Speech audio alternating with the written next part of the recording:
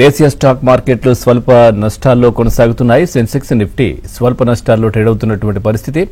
SCL tech కావచ్చు, Axis bank కావచ్చు, titanic company, Tata motors, Kotak Mahindra షేర్లు లాభాల్లో ట్రేడ్ అవుతుండగా internal, Tata consumer products, Eicher motors, M&M, Adani enterprises షేర్లు నష్టాల్లో కొనసాగుతున్నాయి. ప్రజెంట్ మనం చూస్తే నిఫ్టీ 50 24,349 దగ్గర కొనసాగుతోంది. అంటే దాదాపుగా స్వల్ప నష్టాలు 64.46% నష్టాల్లో పాయింట్ నష్టంతో కొనసాగుతున్నటువంటి పరిస్థితి. ఇటు బీఎస్సీ సెన్సెక్స్ 80,647 దగ్గర కొనసాగుతోంది, స్వల్ప నష్టాలు 99 పాయింట్లతో. ఇటు నిఫ్టీ 500 కూడా 21,969 దగ్గర కొనసాగుతోంది, 103 పాయింట్ల నష్టంతో. అదేవిధంగా బ్యాంక్ నిఫ్టీ కూడా 54,626 స్వల్ప లాభాలు 13 పాయింట్ల లాభంతో ముందుకెళ్తా ఉంది. నిఫ్టీ ఐటీ కూడా 36,050 దగ్గర కొనసాగుతోంది, 129 పాయింట్ల లాభంతో ముందుకెళ్తున్నటువంటి పరిస్థితి కనిపిస్తోంది. ప్రజెంట్ మనం చూస్తే మాత్రం మార్కెట్లు అయితే అంటే ఇండియా పాకిస్తాన్ ఏదైతే జరిగినటువంటి ఆపరేషన్ సింధూర్ నేపథ్యంలో కూడా పూర్తిగా పాకిస్తాన్ స్టాక్ ఎక్స్చేంజీ కూడా గంట సేపు స్తంభించిపోయినటువంటి పరిస్థితి అయితే కనిపించింది. అదేవిధంగా కూడా పూర్తిగా భారత్ తీసుకున్నటువంటి చర్యలకు సంబంధించి కావచ్చు, ప్రపంచ దేశాల నుంచి కూడా మద్దతు లభిస్తున్న నేపథ్యంలో మార్కెట్ను నిన్న కూడా చాలా పుంజుకున్నటువంటి పరిస్థితులు బాగానే అంటే న్యూట్రల్ గానే ముందుకెళ్లినటువంటి పరిస్థితి కనిపించింది. అదేవిధంగా ఇటు పాకిస్తాన్ మార్కెట్లు చూస్తే మాత్రం పూర్తిగా పతనమై ముందుకెళ్లినటువంటి పరిస్థితులు అయితే నిన్న కనిపించాయి. ఒకసారి మనం గోల్డ్కు సంబంధించి కూడా మనం చూస్తే బంగారం అంటే ఎప్పుడు డిమాండ్ ఉన్నటువంటి అంశం ఇది. గత కొంతకాలం నుంచి గోల్డ్ కావచ్చు, సిల్వర్ ధరలు పరుగులు పెడుతున్నటువంటి విషయం మనకు తెలిసిందే. ఇక గతంలో ఎప్పుడు లేని విధంగా వీటి ధరలు కూడా రికార్డు స్థాయిలో కూడా నమోదవుతున్నటువంటి విషయం మనం చూస్తా ఉన్నాం. ఇక పూర్తిగా ఒక్కోసారి మార్కెట్లో ధరలు పెరిగితే మరికొన్నిసార్లు తగ్గుతూ కనిపిస్తున్నటువంటి విషయం కూడా మనం చూసాం. కానీ ఎటకేలకు మనం గతం నుంచి కూడా అనుకుంటున్నదే 1,00,000 మార్కులు టచ్ చేస్తుందని చెప్పాం. సో అదేవిధంగా 1,00,000 కూడా టచ్ చేసినటువంటి పరిస్థితి కనిపించింది. ఇక గత 3-4 రోజుల నుంచి చూస్తే గోల్డ్ కావచ్చు, వెండి ధరలు మళ్ళీ కొంచెం పుంజుకుంటున్నటువంటి పరిస్థితులు అయితే కనిపిస్తా ఉన్నాయి. ఈ క్రమంలో గురువారం అంటే బంగారం, వెండి ధరలు కూడా పెరిగినటువంటి పరిస్థితి. ఒకసారి మనం చూస్తే పసిడి అంటే ₹1,00,000 దాటేసింది. ఢిల్లీ మార్కెట్లో 10 గ్రాముల మేలిమి బంగారం ధర 99.9% స్వచ్ఛతమైనటువంటి బంగారం ధర మరోసారి ₹1,000 పెరిగి 1,750,000కి చేరుకున్నటువంటి పరిస్థితి. 99.5% స్వచ్ఛత లోహం సైతం అంటే అది కూడా 1,050 పెరుగుదలతో 1,350,000కి ఎగబాకినటువంటి పరిస్థితి. కిలో వెండి చూస్తే కనుక ₹440 పెరిగి 98,940 దగ్గర పలుకుతున్నటువంటి పరిస్థితి అయితే కనిపించింది. ఇక అమెరికా ఫెడ్ రిజర్వ్ వడ్డీ రేట్లను మరింత తగ్గించనుందన్న ఏదైతే అంచనాతో అంతర్జాతీయంగా వీటి ధరలు మళ్లీ ఎగబాకుతున్నటువంటి పరిస్థితి అయితే కనిపిస్తా ఉంది. ముఖ్యంగా చాలా మంది కూడా ఇటు గోల్డ్ పైనే ఇన్వెస్ట్ చేస్తున్నటువంటి పరిస్థితులు అయితే ప్రస్తుతం కనిపిస్తా ఉన్నాయి. అట్లాగే ఒకసారి చూస్తే కనుక భారత్ పాక్ సరిహద్దుల్లో ఉద్రిక్తత నేపథ్యంలో భద్రమైనటువంటి పెట్టుబడి సాధనంగా కూడా దీన్ని చూస్తా ఉన్నారు. అంటే ఎట్లాంటి ఇబ్బంది లేకుండా ఉండే ఒక భద్రమైనటువంటి పెట్టుబడిగా కూడా గోల్డ్ను కావచ్చు, సిల్వర్ను కావచ్చు చూస్తున్నటువంటి పరిస్థితులు. ఈ నేపథ్యంలో ఈ విధంగా బంగారం, వెండి ధరలు కూడా అమాంతం పెరుగుతున్నటువంటి పరిస్థితులు కనిపిస్తా ఉన్నాయి. అట్లాగే ఏదైతే బంగారానికి దేశీయంగా డిమాండ్ కూడా చాలా పెరుగుతున్నటువంటి పరిస్థితి. ఇందుకు ప్రధాన కారణం అంతర్జాతీయ మార్కెట్లో ఔన్స్ బంగారం ధర ఒకసారి చూస్తే కనుక $3,369గా ఉంది. వెండి $32.81 స్థాయిలో ట్రేడ్ అవుతున్నటువంటి పరిస్థితి అయితే కనిపిస్తా ఉన్నాయి. పూర్తిగా మార్కెట్ అయితే ప్రస్తుతం ఒడిదుడుకుల్లో ఉన్నప్పటికీ కూడా ఇటు కొన్ని స్టాక్స్, కొన్ని ట్రేడ్స్ కూడా పుంజుకుంటున్నటువంటి పరిస్థితి అయితే కనిపిస్తా ఉన్నాయి. ఒకసారి మనతో పాటు అంటే మీకు ఏదైనా మార్కెట్కి సంబంధించి డౌట్ ఉంటే స్క్రీన్ పైన కనిపిస్తున్నటువంటి నంబర్కి కాల్ చేయొచ్చు, లేదంటే కామెంట్ రూపంలో కూడా మీ డౌట్ని అక్కడ రాస్తే మనతో పాటు సీనియర్ బిజినెస్ అనలిస్ట్ శేషు గారు కూడా లైవ్ లో సిద్ధంగా ఉన్నారు. వారిని అడిగి మీ సందేహాలు నివృత్తి చేసే ప్రయత్నం చేస్తాను. ముందుగా వారితో మాట్లాడదాం. సార్ నమస్కారం. సార్ ఏంటి అంటే మార్కెట్లు అయితే నిన్న ఈ రోజు చూస్తే కొంచెం స్వల్పంగా ఒడిదుడుకులు ఫ్లాట్ గా ఆ విధంగా కనిపిస్తా ఉన్నాయి. ఏంటి సార్ రిజల్ట్స్ సీజన్ కూడా అయిపోయింది, ఎలా ఉంది ఏంటి ముందుగా ఏం చెప్తారు? రిజల్ట్స్ సీజన్ ప్రస్తుతానికి కొనసాగుతుందండి. అయితే మనకి ఓవరాల్ లాస్ట్ ఫ్యూ డేస్ గా మనకి అందరికి తెలిసిందే ఈ ఇండియా పాకిస్తాన్ రిలేటెడ్ ఏదైతే మనకి వార్ రిలేటెడ్ చూస్తున్నామో న్యూస్ చూస్తున్నామో దాని కారణంగా కొంచెం మనకి మార్కెట్ ఆగిందని చెప్పొచ్చు. సో రీసెంట్ ఒక 2000 పాయింట్స్ దాకా రికవరీ చూసాం ఒక 2 months లో. దగ్గరగా 22,000 బిలోకి వెళ్ళిన నిఫ్టీ మళ్ళీ 24,300-400 లెవెల్స్ కి రావడం చూసాము. ఓవరాల్ గా భయంగా చెప్పాలంటే మాత్రం మార్కెట్స్ చాలా వరకు ఇప్పుడున్న పరిస్థితుల్లో ఈ కన్సాలిడేషన్ అంటామండి, ఈ కన్సాలిడేషన్ లోనే ఉండే అవకాశాలు కనపడుతున్నాయి. At the same time stock specific action అన్నమాట. రీసెంట్ గా మనం చూస్తున్నాం నెంబర్స్ పరంగా, అంటే ఏవైతే మనకి నెంబర్స్ అనౌన్స్ చేసాయో అటువంటి అంటే మంచి నెంబర్స్ అనౌన్స్ చేసాయో అటువంటి కంపెనీస్ కి మంచి కంపెనీస్ లో మంచి బయింగ్ కనపడి పెరగడం చూస్తున్నాము. సో ఓవరాల్ గా బయింగ్ లా చెప్పాలంటే గ్లోబల్ గా కూడా పెద్దగా మనకి ప్రస్తుతానికి నెగటివ్స్ అనేది లేవు. అంటే స్టాక్ మార్కెట్స్ పరంగా గ్లోబల్ మార్కెట్స్ అన్ని కూడా స్టేబుల్ గానే ఉన్నాయి. ఇన్ఫాక్ట్ చెప్పాలంటే ఈ రోజు కానీ గమనిస్తే కొన్ని మార్కెట్స్ అయితే లైక్ అంత కూడా ఫ్లాట్ గానే ఉన్నాయండి, భారీగా పెరిగింది అయితే లేవు, కాకపోతే ఫ్లాట్ గా ఉన్నాయి. సో నేను అనుకోవడం మన మార్కెట్స్ కూడా ఇదే విధంగా కొన్ని రోజులు కొనసాగవచ్చు. నిఫ్టీ గానీ గమనిస్తే 24,800 ఆ లెవెల్ లో కొంచెం రెసిస్టెన్స్ అనేది ఫేస్ చేసే అవకాశం ఉంది. ఇక డౌన్ సైడ్ గానీ గమనిస్తే 23,800 ఆ లెవెల్ నిఫ్టీకి సపోర్ట్ కనపడవచ్చు. మరోవైపు ఎఫ్ఐఎస్ యాక్టివిటీ అన్నిటికన్నా ఇంపార్టెంట్ ఏంటంటే లాస్ట్ 2 months గా ఎఫ్ఐఎస్ సెల్లింగ్ ఆగిపోయింది. ప్లస్ ఈ మంత్ లో కొంచెం నెట్ బయర్స్ గా ప్రస్తుతానికి మనం చూస్తున్నాము. దగ్గర 9,000 crores ప్రస్తుతానికి బయింగ్ లో ఉన్నారు. కాబట్టి ఓవరాల్ గా మనకి భారీ సెల్లింగ్ అయితే ఉండకపోవచ్చు, ఒకవేళ ఉన్నా కూడా మళ్ళీ ఇమీడియట్ గా బౌన్స్ అవ్వచ్చు. అయితే ఇక్కడ గమనించాల్సింది జియో పొలిటికల్ టెన్షన్స్ ఎప్పుడు మాత్రం ఎంత త్వరగా మనకి ఆ జియో పొలిటికల్ గా మన టెన్షన్స్ నుంచి బయటపడితే అప్పుడు మార్కెట్స్ నెక్స్ట్ ర్యాలీ అనేది ఉంటుంది. దీంతో పాటు మాన్సూన్ కూడా మనకి ఇక ఈ నెల చివరికి మాన్సూన్ కరెక్ట్ గా అయితే మన ఇండియాలో ఈ నెలాఖరికి ఎంటర్ కావాలి, అది కూడా చూడమని చెప్తాను. ఓవరాల్ గా అన్ని కూడా చాలా వరకు ఈ ఒక్క జియో పొలిటికల్ మినహాయిస్తే మిగతా అన్ని కూడా ప్రస్తుతానికి పాజిటివ్ ఆన్సర్ గా చెప్తాను. రైట్ సార్, శ్రీనివాసరావు గారు ఉన్నారు కాలర్. శ్రీనివాసరావు గారు నమస్కారం అండి. సార్ నా దగ్గర సింజన్ ఇంటర్నేషనల్ మే ఫ్యూచర్ 650 మీద ఉన్నాయి సార్. ప్రజెంట్ ఉంచమంటారా లేకపోతే లాక్ బుక్ చేయమంటారా సార్? ఒకసారి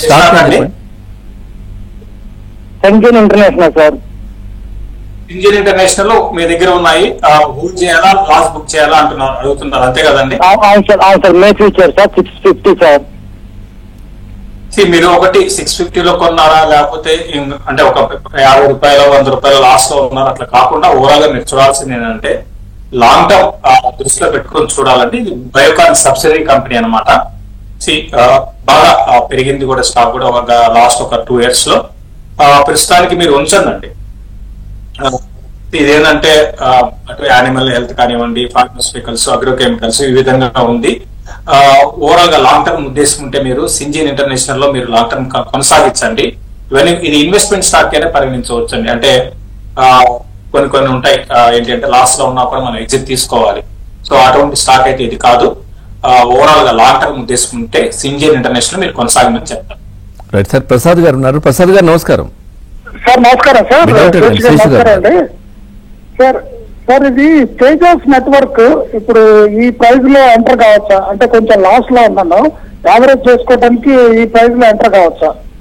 ప్రెసెంట్ 693.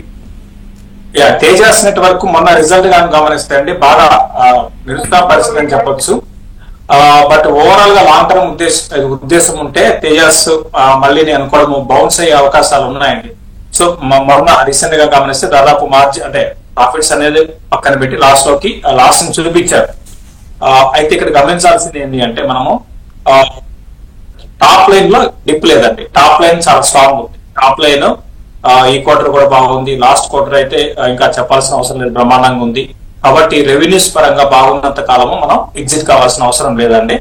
సో ఇంకా మార్జిన్స్ అంటారా కొంచెం ఒక ఫ్యూ మంత్స్ మాత్రం మార్జిన్ ప్రెషర్ అయితే ఉంటది. అంటే బాటమ్ లైన్ మనకి ఇంప్రూవ్ కావడానికి ఒక కొన్ని క్వార్టర్లు మాత్రం కావాల్సి ఉంటుంది అనమాట. వన్స్ ఈ హికప్స్ అని దాటుకొని కొంచెం డెట్ అంత తగ్గించుకొని కొంత మంచి ప్రాఫిట్స్ రావాలంటే కొంచెం టైం పడుతుంది. కాబట్టి మీరు అంత టైం హోల్డ్ చేయగలిగితే అంటే 2-3 ఏళ్ళు అట్లీస్ట్ మీరు హోల్డ్ చేయగలిగితే మీరు యాడ్ చేసుకున్నారు. శేషు గారు మనతో పాటు ఉన్నారు. సార్ ఏంటి సార్ ఇప్పుడు మనకు ఆపరేషన్ సింధూర్ ఈ ఎఫెక్ట్ మార్కెట్ పైన ఏమైనా ఉందా అనే ప్రశ్నకి ఏం చెప్తారు మీరు? డెఫినెట్ గా అంటే ఒకటండి, ఏది కూడా ఎకానమీ కానివ్వండి, గ్లోబల్ గా ఏ దేశమైనా సరే అంటే ఇటువంటి జియో పొలిటికల్ టెన్షన్స్ వచ్చినప్పుడు ఏంటంటే ఏ దేశానికైనా సరే అంటే మరి ఎంతకాలం కొనసాగుతుంది అనేది కూడా ఇంపార్టెంట్. ఏ దేశానికైనా సరే గ్రోత్ అనేది తగ్గుతుందండి. ఖచ్చితంగా మనకి ఈ ఆపరేషన్ మనం చూస్తాం, సింధూర్ అని పేరు పెట్టారు. సో ఈ ఆపరేషన్ సింధూర్ అనేది ఎన్ని రోజులు కొనసాగుతుంది అది చాలా ఇంపార్టెంట్. ఇదే మనం గతంలో చూసాం, అటు రష్యా యుక్రెయిన్ వారు, అంటే ఆ దేశాలు ఎకానమీస్ ఎలా దెబ్బతినిపోయినాయి. అదేవిధంగా మనకి ఇజ్రాయెల్ పాలస్తీనా, సో ఇటువంటి అంటే ఎక్కువగా అవి కొన్ని ఏళ్ల పాటు కొనసాగుతున్నాయి అనమాట. సో మనది ఆ విధంగా ఉండకపోవచ్చు. సో మనది త్వరలోనే ఇటువంటి అంటే ఈ మరీ నెలలు కాకుండా త్వరలోనే ఈ ఆపరేషన్ సింధూర్ గాని కంప్లీట్ అయితే నేను కూడా మార్కెట్స్ మీద పెద్దగా ఉండకపోవచ్చు ప్రభావం. కానీ అది ఎక్కువ రోజులు కొనసాగిందంటే డెఫినెట్ గా కొన్ని సెక్టార్లు బాగా ఎఫెక్ట్ అయ్యే అవకాశాలు ఉంటాయి.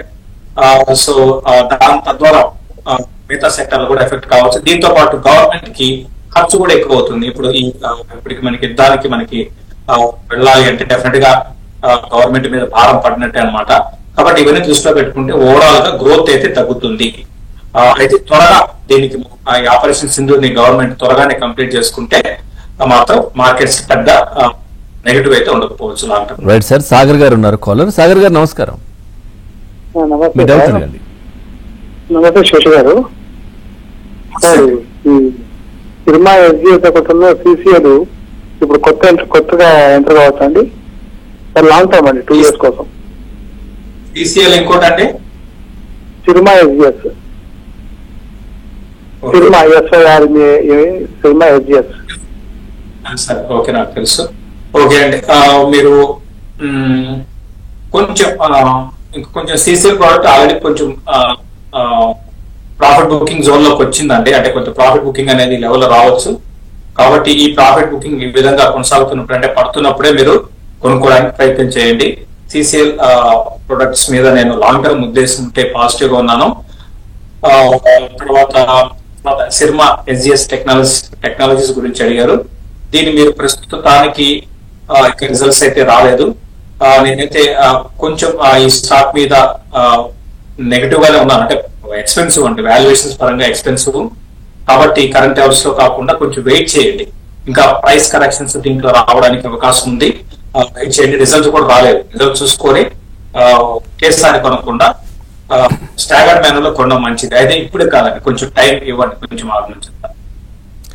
రైట్ సార్, కొన్ని కామెంట్స్ కూడా ఉన్నాయి సార్. వేణుగోపాల్ బుద్ధవరపు అడుగుతున్నారు, మహేంద్ర అండ్ మహేంద్ర 40%, శ్రీరామ్ ఫైనాన్స్ 70% లాభాల్లో ఉన్నారంట. సో 2 సంవత్సరాల కోసం కంటిన్యూ చేయవచ్చా, లేదంటే అమ్మేసి లాభం తీసుకోమంటారని అడుగుతున్నారు సార్.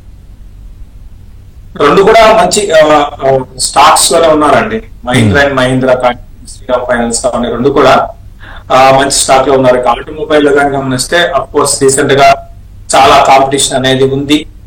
సో దాని తగ్గట్టుగా మహీంద్ర ఎప్పటికప్పుడు స్ట్రాటజీస్ ని చేంజ్ చేయడము. రీసెంట్ గా మహీంద్ర అండ్ మహీంద్రకి సంబంధించిన మనం చూస్తున్నాము వెహికల్స్ లో కూడా అంటే సక్సెస్ కావడము. ఎస్యూవీస్ కానివ్వండి, ఇవన్నీ కూడా చాలా పాజిటివ్ అంశం. ఇంకా ట్రాక్టర్స్ విషయానికి లీడర్స్ అని చెప్పొచ్చు. సో ఈ విధంగా చూసుకుంటే దాదాపు అన్ని రంగాల్లో వీళ్ళు ఉన్నారు. కాబట్టి నేను కూడా మహీంద్ర కొనసాగించండి, లాంగ్ టర్మ్ కొనసాగించండి. 40% ఉన్న ప్రాఫిట్ బుక్ చేసుకోవాలని అడిగారు, కొనసాగించండి. తర్వాత మొన్న నెంబర్స్ కూడా చాలా బాగా వచ్చాయి. కాబట్టి అలా మహీంద్ర కొనసాగించమంటాను. తర్వాత శ్రీరామ్ ఫైనాన్స్, ఇది కూడా మంచి కంపెనీనే. దీన్ని కూడా లాంగ్ టర్మ్ ఉద్దేశం ఉంటే మీరు కంటిన్యూ చేసుకోవచ్చు. రైట్ సార్, గిరినాథ్ గారు ఉన్నారు. గిరి గారు నమస్కారం. సార్ నమస్కారం సార్. డౌట్ అడగండి. శేషు గారు ఉన్నారు. సార్ నమస్తే శేషు గారు. సార్ నా దగ్గర జ్యోతి ల్యాబ్స్ ఉన్నాయి సార్. 3 years నుంచి హోల్డ్ చేస్తున్నాను. 175 లో తీసుకున్నాను 500 స్టాక్స్. అది మరి హోల్డ్ చేస్తా ఎగ్జిట్ కావాలా? ఎందుకంటే 595కి వెళ్ళింది, మళ్ళీ బ్యాక్ వచ్చింది. ఇప్పుడు అంటే లాంగ్ టర్మ్ వెయిట్ చేయగలను నేను. అనదర్ 3-4 years అయినా పర్లేదు. వెళ్ళే అవకాశం ఉందా మళ్ళీ? అంటే ఒకటి ఫస్ట్ థింగ్ ఏంటంటే ఎప్పుడు కూడా ఎఫ్ఎంసీజీలో ఏంటి అంటే ఎక్కువ భారీ రిటర్న్స్ రావండి. అయితే గతంలో ఏంటి అంటే ఇది మీరు తీసుకున్న టైంలో మీరు తీసుకున్న తర్వాత మంచి రిజల్ట్స్ బాగా వచ్చాయి, అక్కడి నుంచి బాగా పెరిగింది. సో అన్ని పాజిటివ్ అంశాలు కలిసి వచ్చాయి. ఇప్పుడు కూడా వాల్యుయేషన్స్ ఎక్స్పెన్సివ్ కాదు, మీరు కంటిన్యూ చేసుకోండి. జ్యోతి ల్యాబ్స్ ని మీరు లాంగ్ టర్మ్ ఉద్దేశం కంటిన్యూ చేసుకోండి. ఇప్పుడు పెరుగుతాయండి. ఇక్కడ నుంచి నెక్స్ట్ మనకి ఒక 1 వీక్ 10 days లో ఈ ఎఫ్ఎంసీజీ కంపెనీస్ అన్ని కూడా పెరగడం స్టార్ట్ అవుతాయి. మళ్ళీ ఒక ర్యాలీ అనేది జ్యోతి ల్యాబ్స్ లో రావడానికి అవకాశం ఉంది. At the same time results కూడా చూడండి. రిజల్ట్స్ లాస్ట్ నెంబర్స్ కానివ్వండి, దాని ముందు నెంబర్స్ కానివ్వండి, అంత గొప్పగా అయితే రాలేదు. అంటే రెవెన్యూ గ్రోత్ పరంగా బాగాలేదు. గ్రోత్ పరంగా ఎప్పుడు కూడా మనం చూడాల్సింది రెవెన్యూస్ లో ఫస్ట్ రిజల్ట్స్ ని అనలైజ్ చేసినప్పుడు లాస్ట్ ఇయర్ కి అంటే లాస్ట్ మార్చ్ కి ఈ మార్చ్ కి చూడాలి. మన సెప్టెంబర్ అనుకోండి, మన డిసెంబర్ నెంబర్స్ పర్లేదు, ఓకే అనుకోవచ్చు. బట్ లాస్ట్ మన సెప్టెంబర్ నెంబర్స్ చూసుకుంటే లాస్ట్ సెప్టెంబర్ తో పోల్చుకుంటే రెవెన్యూస్ దాదాపు ఫ్లాట్ అనమాట, ఏం పెరగలేదు. సో అందుకు ఈ స్టాక్ అక్కడి నుంచి పడడం స్టార్ట్ అయింది. కాబట్టి ఇవన్నీ చాలా ఇంపార్టెంట్ అనమాట. ఓవరాల్ గా ఇది ఉజాలా, మీకు తెలిసి అందరూ తెలిసింది. ఉజాలా ఒక సింగిల్ బ్రాండ్ నుంచి ఫ్యాబ్రికేట్ లో ఉన్నారు. అక్కడి నుంచి అన్ని పోర్ట్ఫోలియోలో చాలా వరకు వేరే వేరే బ్రాండ్స్ క్రియేట్ చేశారు. ఓవరాల్ గా లాంగ్ టర్మ్ తీసుకుంటే జ్యోతి ల్యాబ్స్ మీద నేను పాజిటివ్ గానే ఉన్నాను. రైట్ సార్, చంద్రశేఖర్ గారు ఉన్నారు. చంద్రశేఖర్ గారు నమస్కారం, మీ డౌట్ అడగండి. అయితే 320 రూపీస్ ఉంది సార్. ఇప్పుడు నేను కొన్నప్పుడు 400 ఉంది సార్. అది 500 షేర్స్ ఉన్నాయి. ఏంటది? స్విగ్గీ అని. Swiggy, okay. స్విగ్గీ ఎంతలో కొన్నారండి? నేను 400 ఉన్నప్పుడు కొన్నానండి. ఓకే, ప్రస్తుతానికి వచ్చానండి. ఓవరాల్ గా ఈ కామర్స్, ఓవరాల్ గా ఈ న్యూ ఏజ్ టెక్నాలజీ కంపెనీస్ మీద నేను పాజిటివ్ గా ఉన్నాను. అయితే స్విగ్గీ కన్నా నాది మీకు తెలిసిందే జొమాటో పదే చెప్తూ ఉంటాను, చాలా సందర్భాలు చెప్పాను. స్విగ్గీ కన్నా జొమాటో మీద నేను పాజిటివ్ గా ఉన్నాను. అయినా సరే స్విగ్గీ కూడా ఇక్కడ నుంచి కొంత డౌన్ సైడ్ ఉన్నా కూడా ఓవరాల్ గా లాంగ్ టర్మ్ ఉద్దేశం ఉంటే ఇప్పుడున్న పరిస్థితుల్లో అటు ఈ కామర్స్ కావచ్చు, క్విక్ కామర్స్ కావచ్చు, నెక్స్ట్ 10 ఏళ్ళు వీటికేనంటే వీటిలో ఉన్న గ్రోత్ మామూలుగా లేదు. కాబట్టి ఈ స్విగ్గీకి చిన్న మైనస్ పాయింట్స్ ఉన్నాయి. బట్ ఓవరాల్ గా చెప్పాలి అంటే ఆ మైనస్ పాయింట్స్ ని కొంచెం తగ్గించుకొని కొంత మార్జిన్స్ ని అంటే ప్రాఫిట్స్ ని పెంచుకోవడానికి ప్రయత్నం చేస్తే స్విగ్గీ అనేది ఇంకా కొంచెం ముందుకు వెళ్లే అవకాశాలు ఉన్నాయి. ప్రస్తుతానికి అయితే మీరు హోల్డ్ చేయండి. ఇంకా యాడ్ చేసుకోవాలి అనుకుంటే మాత్రం దీనికన్నా మీరు జొమాటోకి వెళ్ళడమే బెటర్ అండి. రైట్ సార్, ప్రకాష్ నక్కిన కామెంట్ సార్ అడుగుతున్నారు. 1 year కోసం సులావినియార్డ్ వైన్ కంపెనీ సో 440లో బై చేశారంట. సో ఇప్పుడు సేల్ చేసి ఏదైనా లిక్కర్ స్టాక్ తీసుకుందాం అనుకుంటున్నాను, ఏదైనా మంచి సజెస్ట్ చేయండి అని అడుగుతున్నారు. ఉంచండి, ప్రస్తుతానికి ఉంచండి. సులావినియార్డ్స్ ఈ రోజు నెంబర్స్ ఉన్నాయండి. ఇంకా నెంబర్స్ నాకు తెలిసి రాలేదనుకుంటా. సో ఒకటి మీరు లాంగ్ టర్మ్ ఉన్నప్పుడు మీకు ఒక విజన్ ఉండాలంటే మీరు మళ్ళీ ఇది అమ్మేసి వేరే లిక్కరు అంటే దీంట్లో సంథింగ్ రాంగ్ అంటే డ్రాస్టిక్ గా ఇంకా రెవెన్యూస్ పడిపోయి అట్లా అనుకుంటే మనం ఏమైనా ఎగ్జిట్ కావాలి. ఇప్పుడు అటువంటి పరిస్థితి అయితే లేదు కదా.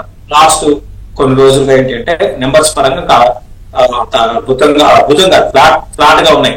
కాకపోతే మీ విజన్ చూడండి, ఫ్యూచర్ లో వైన్ కన్సంప్షన్ పెరుగుతుంది మన ఇండియాలో. సో ఆ విధంగా మీరు ఆలోచించాలి. సో ఇప్పుడైతే వైన్ కన్సంప్షన్ దాదాపు మన ఇండియాలో నాట్ ఈవెన్ 1% కూడా లేదనమాట. కాకపోతే ఫ్యూచర్ లో వైన్ కన్సంప్షన్ పెరుగుతుంది.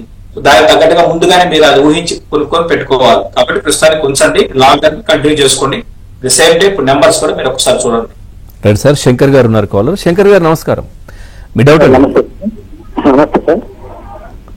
అడగండి. అడ్వాన్స్డ్ ఎంజైమ్స్ చెప్పండి. 466 లో ఉన్నాయి సార్ అవి.